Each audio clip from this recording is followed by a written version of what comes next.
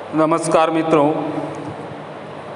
हम भाषा अध्ययन का भाग पढ़ रहे हैं जिसमें हम व्याकरण देख रहे हैं। वहाँ पर हम पिछली बार हमने देखा कि काल क्या होता है, काल किसे कहते हैं, काल के भेद कितने हैं। उसमें हमने देख लिया कि काल के 3 भेद होते हैं। पहला भेद होता है वर्तमान काल, दूसरा है भूतकाल, तीसरा है भविष्य काल। तो इसमें से भी हमने वर्तमान काल के भेद भी देखे, जिसमें है पहले देखा हमने सामान्य वर्तमान काल, दूसरे देखे अपूर्ण वर्तमान काल और 3 नंबर का देखा है पूर्ण वर्तमान काल। अभी हम काल के भेद में से जो 2 नंबर का भेद है भूतकाल, वो देखने वाले हैं। ठीक है, तो देखिए यहाँ पर भूतकाल की परिभाषा हमें बताई गई है। देखिए, वे शब्द जिनसे क्रिया के हो चुकने का पता चले उन्हें भूतकाल कहते हैं। ऐसे वाक्य में कर्ता द्वारा क्रिया को क्रियान्वित किया जा चुका होता है। मतलब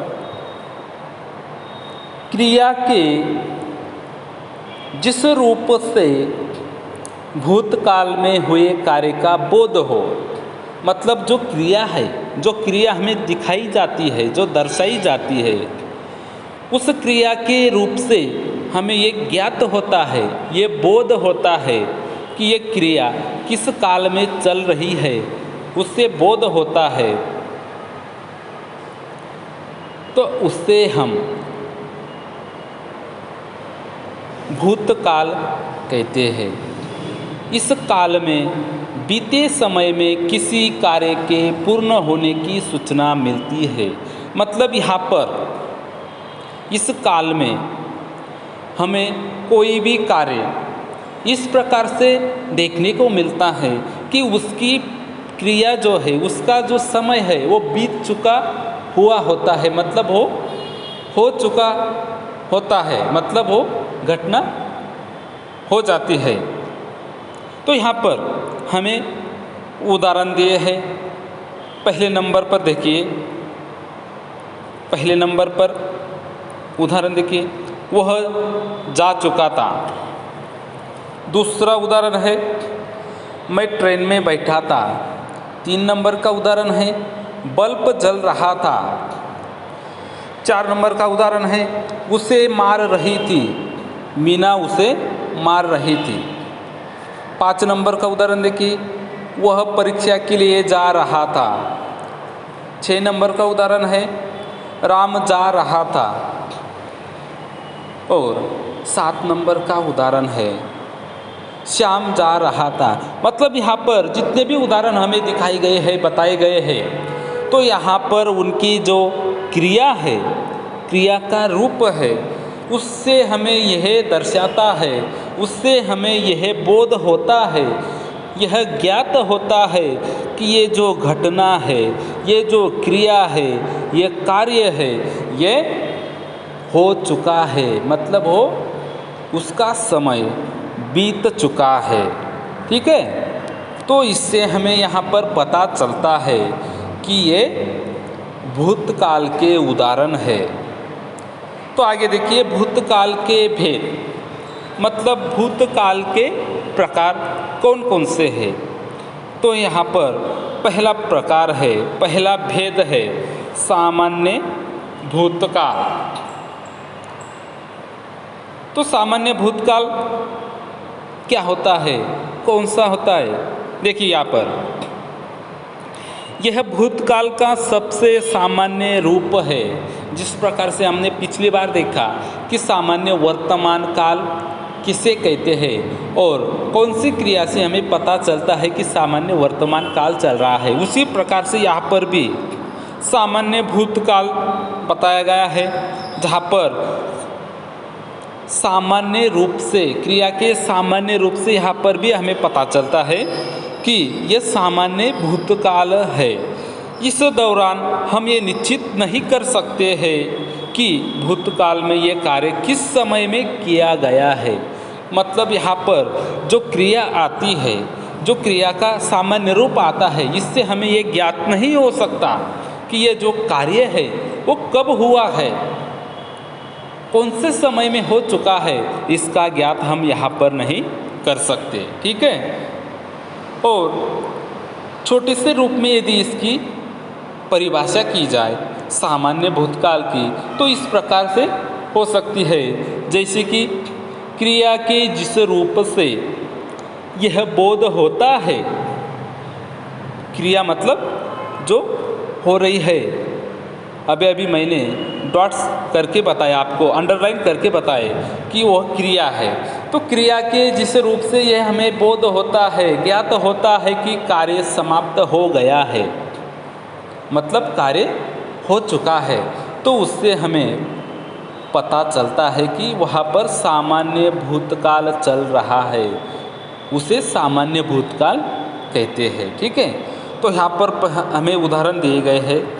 पहला उदाहरण है शिवम आया। दूसरा उदाहरण है उसने यह पाठ पढ़ा। तीसरा उदाहरण है रावण को मार दिया। मतलब देखो यहाँ पर शिवम, पहले उदाहरण में देखिए शिवम आया, आया मतलब कब आया, कौन से समय में आया, मतलब उसका समय अभी तक यहाँ पर निश्चित नहीं है। मतलब शिवम आया, लेकिन कब आया ये यहाँ पर हमें ज्ञात नहीं होता। दूसरे उदाहरण में देखिए उसने यह पाठ पढ़ा। मतलब उसने यह पाठ पढ़ा है, लेकिन कब पढ़ा, इसका यहाँ पर हमें कुछ भी अनुमान नहीं मिलता। ठीक है। 3 नंबर के उदाहरण में देखिए रावण को मार दिया। मतलब यहाँ पर रावण को मार दिया है, लेकिन कब मारा, इस समय का पता हमें यहाँ पर नहीं चलता है। इसीलिए यहाँ पर जो है ये सामान्य भूतकाल के उदाहरण है। ठीक है। तो आगे देखिए 2 नंबर का भेद, भूतकाल के भेद, 2 नंबर का भेद है आसन्न भूतकाल। देखिए हमारे ये जो है ये कुछ काम का नहीं है, हमें ये पढ़ने, हमें कोई इससे मतलब नहीं है। हम दूसरे देखिए पूर्ण भूतकाल। तो यहाँ पर पूर्ण भूतकाल के परिभाषा बताइए है, पूर्ण भूतकाल के दौरान यह पता चलता है कि कार्य हो चुका है। मतलब इस पूर्ण भूतकाल में हमें उस वाक्य से, उस उदाहरण को पढ़ने से, उस क्रिया के रूप से ये पता चल जाता है कि यहाँ पर वह घटना हो चुकी है और उस घटना को बहुत समय हो चुका है, तो वहाँ पर पूर्ण भूतकाल आ जाता है। उसी प्रकार से यदि उसकी व्याख्या की जाए, परिभाषा की जाए, तो इस प्रकार से भी हो सकती है। जैसे कि क्रिया के जिस रूप से यह बोध होता है कि क्रिया बहुत पहले समाप्त हो चुकी थी। मतलब क्रिया के उस रूप से हमें ये पता चलता है कि जो क्रिया है, जो कार्य है, ये बहुत समय पहले समाप्त हो चुकी है, तो उसे हम भूतकाल, पूर्ण भूतकाल कह सकते हैं। ठीक है। तो यहाँ पर देखिए हमें पहले उदाहरण में बताया है मैं अभिलेख लिख रहा था। दूसरे उदाहरण में वे आम खा रही थी। तो देखिए यहाँ पर हमें क्रिया के रूप बताए हैं। मैं अभिलेख लिख रहा था, मतलब यहाँ पर जो लिखने की क्रिया है, लिखने का कार्य है, वो अभी तक पूर्ण रूप से हो चुका है, इसीलिए यहाँ पर पूर्ण भूतकाल आ जाता है। उसी प्रकार से वे आम खा रही थी, यहाँ पर भी वो जो खाने वाली है, खाने वाले जो लोग हैं उन्होंने अभी तक आम खा चुके हैं, वो उस घटना को भी समाप्त होने में बहुत देर हो गई है, बहुत समय बीत चुका है, इसलिए भी यहाँ पर पूर्ण भूतकाल आ जाता है। उसी प्रकार से 3 नंबर का जो भेद है भूतकाल का, वो देखिए अपूर्ण भूतकाल। तो अपूर्ण भूतकाल की परिभाषा यदि की जाए तो यहाँ पर भी देखिए अपूर्ण भूतकाल के वाक्यों में यह ज्ञात नहीं होता कि कार्य हो चुका है एवं इस दौरान कार्य अपूर्ण रहता है। मतलब यहाँ पर अपूर्ण भूतकाल के जो वाक्य है, जो उदाहरण है, उसमें हम पढ़कर ये देखते हैं उस क्रिया को, उस क्रिया के रूप को हम जब पढ़ते हैं तो हमें ये ज्ञात नहीं होता, हमारे ये समझ में नहीं आती कि ये जो कार्य है वो हो चुका है या चालू है। इसके बारे में हमें खुद को ज्ञात नहीं होता, खुद को पता नहीं चलता। तो यहाँ पर अपूर्ण भूतकाल का रूप आता है। और इसकी व्याख्या, इसकी परिभाषा यदि की जाए संक्षिप्त रूप में तो देखो इस प्रकार से हो सकता है, क्रिया के जिस रूप से ये बोध होता है कि क्रिया भूतकाल में हो रही थी उसे अपूर्ण भूतकाल कहते हैं। मतलब जो हम उस उदाहरण को पढ़ने के बाद हमें ये पता चलता है कि ये जो क्रिया है यह भूतकाल में हो रही थी, मतलब वो भूतकाल में चल रही थी, तो वहाँ पर हमें अपूर्ण भूतकाल का पता चलता है। तो यहाँ पर हमें उदाहरण दिए गए हैं। पहले उदाहरण देखिए, वह गाड़ी चला रहा था। दूसरे उदाहरण में देखिए, मैं सो रहा था। तो देखिए यहाँ पर हमें क्रिया का जो रूप है वो हमें पढ़ने से ये पता चलता है, वो गाड़ी चला रहा था, मतलब वो गाड़ी चला रहा था, हमने उसे देखा था कि वो गाड़ी चला रहा था। मतलब हमारा उसे देखने के बाद कुछ समय बीत चुका है लेकिन वो चला रहा था, मतलब वो गाड़ी लेकर निकल चुका है, लेकिन हमें उसे देखे हुए बहुत समय बीत चुका है, मतलब वो गाड़ी चला रहा था, मतलब वो घटना चल रही है, मतलब उसे भी वह भूतकाल में हो चुकी है लेकिन वो अपूर्ण रूप से चल रही है। ठीक है। तो दूसरे उदाहरण में देखिए, मैं सो रहा था। तो यहाँ पर भी हमें क्रिया के इस रूप से यह पता चलता है कि वह सो रहा था, मतलब उसे मालूम नहीं था कि वो सो रहा था, लेकिन जागने के बाद उसे पता चलता है कि मैं सो रहा था, मतलब वो जो कार्य है वो हो चुकी है लेकिन अभी अभी यह घटना का पता चला है। ठीक है। तो आगे देखिए, हमने भूतकाल के 2 भेद देखे, पूर्ण भूतकाल, अपूर्ण भूतकाल। अभी जो है तीसरा भेद देखेंगे। हमने 3 भेद कुल मिलाकर देख लिए हैं भूतकाल के। तो हमें ये जो भेद है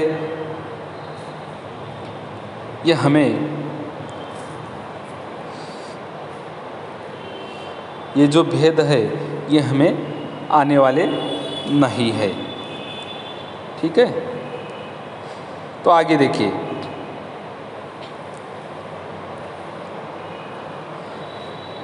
काल के तीसरे भेद को हम देखने वाले हैं, जो है भविष्य काल।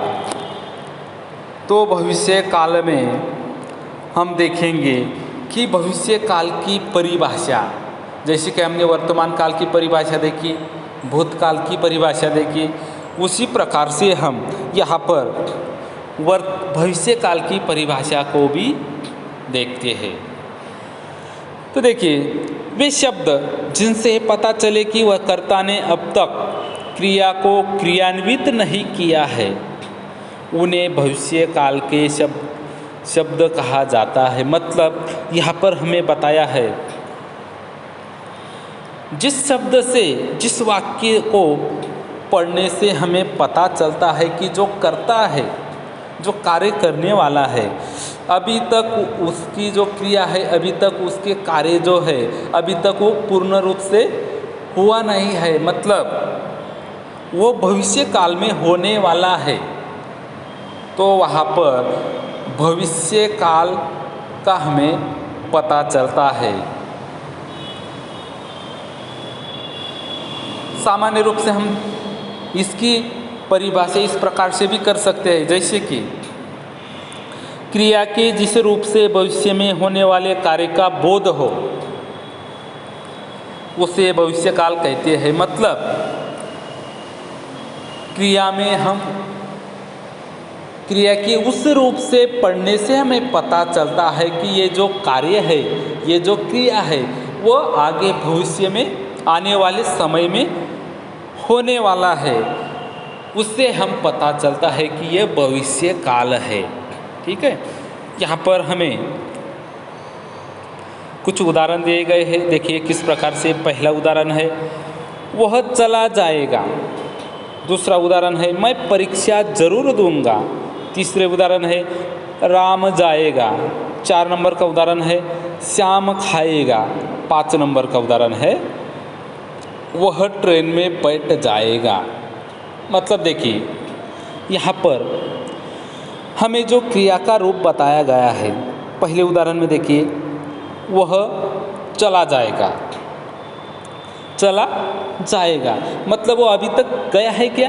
नहीं, अभी तक वो यही मौजूद है, अभी तक वो गया नहीं है, मतलब वो चला जाएगा, मतलब वो भविष्य में चला जाएगा। तो यहाँ पर हमें इससे ये पता चलता है कि ये जो उदाहरण है, ये जो वाक्य है, ये भविष्य काल के वाक्य है। दूसरा है मैं परीक्षा ज़रूर दूंगा।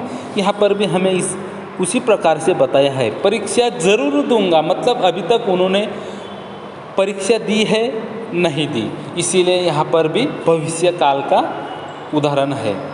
आगे देखिए राम जाएगा। यहाँ पर भी उसी प्रकार से है, राम अभी तक गया नहीं है, वो जाने वाला है, वो जाएगा, लेकिन कब जाएगा इसका यहाँ पर अंदाज नहीं, अनुमान नहीं हम लगा सकते। आगे देखिए श्याम खाएगा।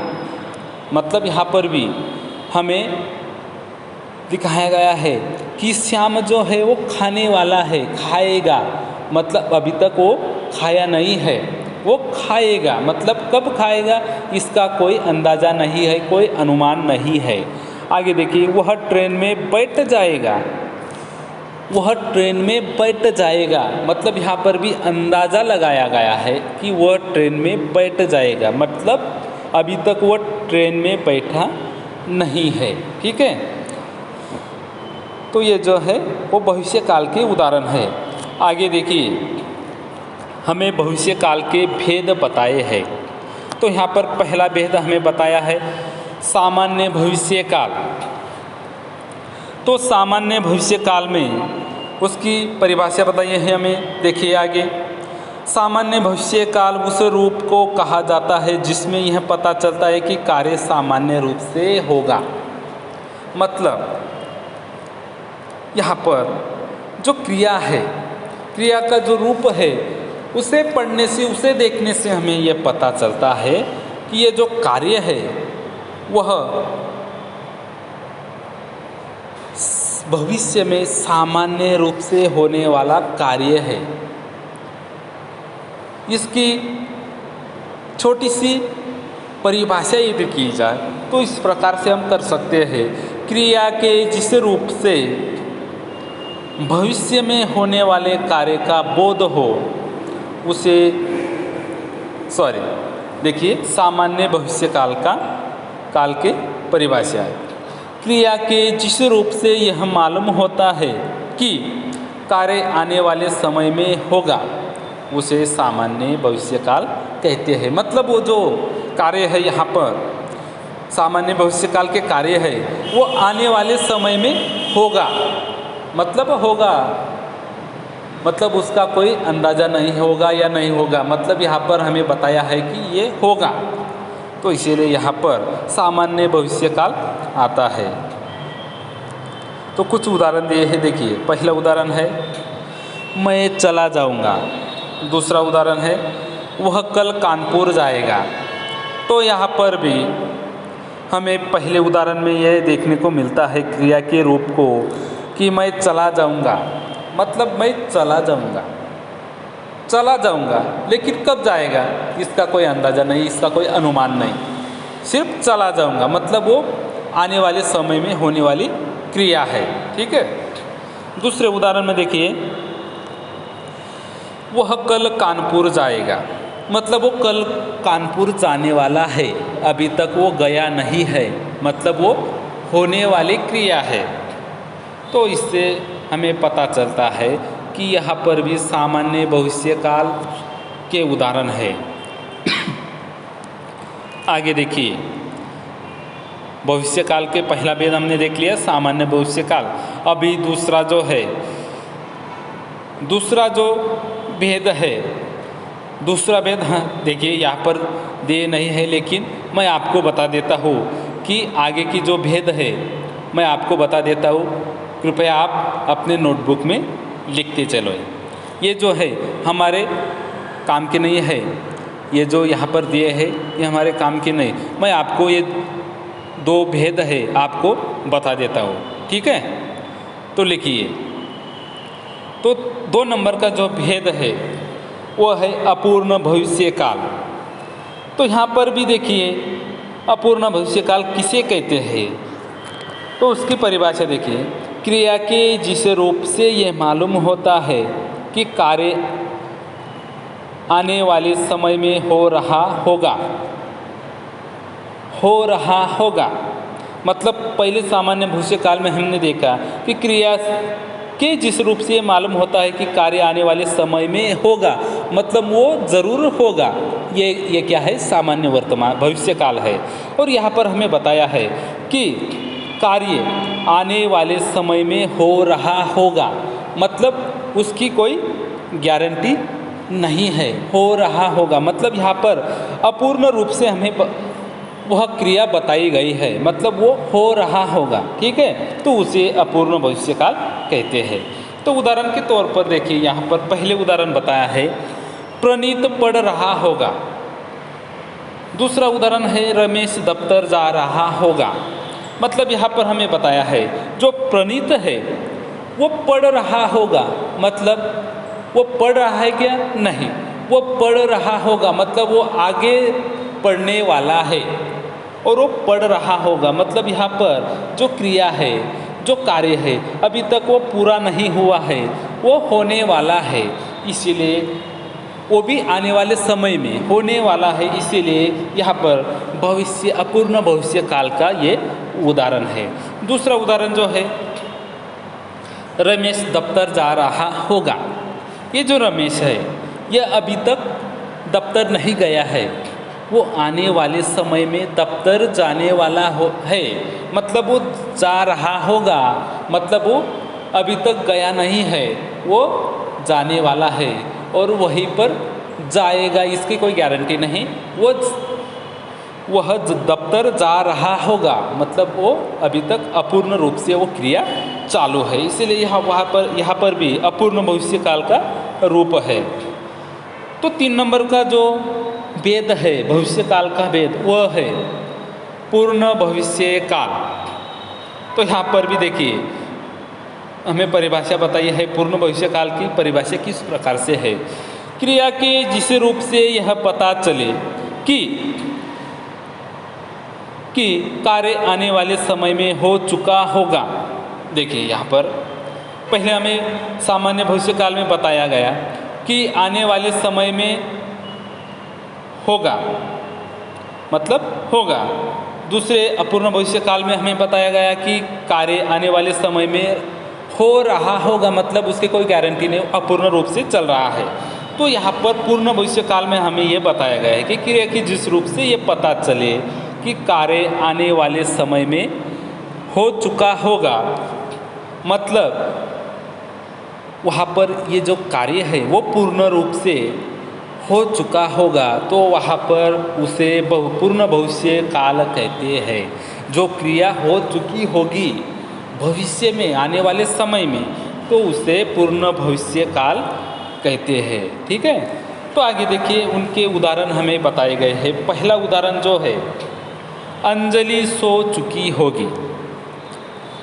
दूसरा उदाहरण है, माँ खाना बना चुकी होगी। तो यहाँ पर पहले उदाहरण में हमें देखिए अंजलि सो चुकी होगी, तो अंजलि जो है वो सो चुकी होगी, मतलब ये आने वाले समय में पूर्ण रूप से हमें बताया गया है कि अंजलि जो है वो सो चुकी होगी आने वाले समय में। मतलब यहाँ पर जो क्रिया का रूप है सो चुकी होगी, मतलब यहाँ में दर्शाता है ये क्रिया का रूप कि वो पूर्ण वाक्य है, पूर्ण रूप का वाक्य है, तो यहाँ पर भी पूर्ण भविष्य काल हो जाता है। उसी प्रकार से दूसरा उदाहरण हमें बताया है, माँ खाना बना चुकी होगी। मतलब ये जो है माँ जो है खाना बना चुकी होगी, मतलब ज़रूर माँ ने खाना बनाया होगा। पूर्ण रूप से यहाँ पर हमें ये पता चलता है कि माँ खाना बना चुकी होगी, तो यहाँ पर भी पूर्ण भविष्य काल हमें पता चलता है। ठीक है, तो हमने यहाँ पर काल को देख लिए, काल के भेदों को देख लिया, और जो काल के भेद है वर्तमान सामान्य भविष्य, उसके भेदों को भी हमने देख लिया है। ठीक है, तो यहाँ पर हमारे जो काल है, कालों का अध्ययन हमने आज कर लिया है। तो कृपया करके आपको मैं बता देता हूँ कि ये जो काल है, ये जो व्याकरण का भाग है, मैं आपको यहाँ पर ऑनलाइन पढ़ा रहा हूँ, लेकिन हमारे जो ऑफलाइन लेक्चर्स हैं वो अभी चालू हो चुके हैं। इसीलिए मैं आपको अपने क्लासरूम में भी लेक्चर पर भी आपको मैं पढ़ाऊँगा। ठीक है, आपको जिसे यहाँ पर पढ़ना है आप पढ़ सकते हैं, जिसे ऑफलाइन पढ़ना है वो आप ऑफलाइन भी पढ़ सकते हैं। ठीक है, तो आगे हम अलंकार को देखेंगे। ठीक है।